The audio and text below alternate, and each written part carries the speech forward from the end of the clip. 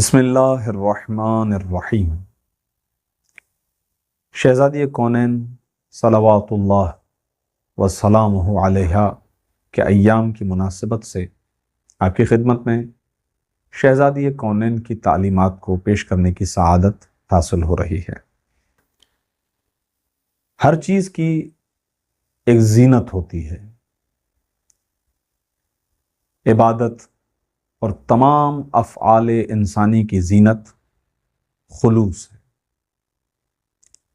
خلوصی سے عبادت کو اوج اور عظمت ملتی ہے۔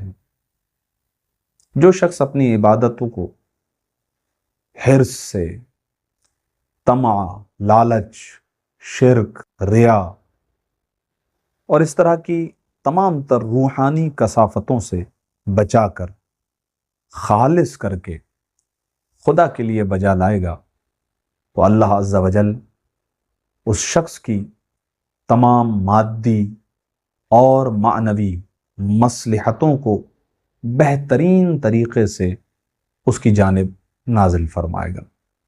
اس سلسلے میں شہزادی کونین سلام اللہ علیہ کا ارشاد گرامی ہے کہ من اسعد الی اللہ خالص عبادتہ احبط اللہ عز و جل الیہ افضل مصلحتہ۔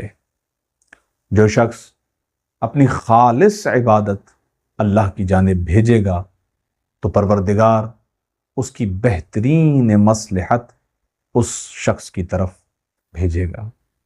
پروردگار عالم ہمیں اپنی عبادتوں میں خلوص روا رکھنے کی توفیق عطا فرمائے اور ہماری ہر عبادت کو شہزادی کے طفیل قبول فرمائے۔ اللہم صلی علی محمد و آلہ الطاہرین۔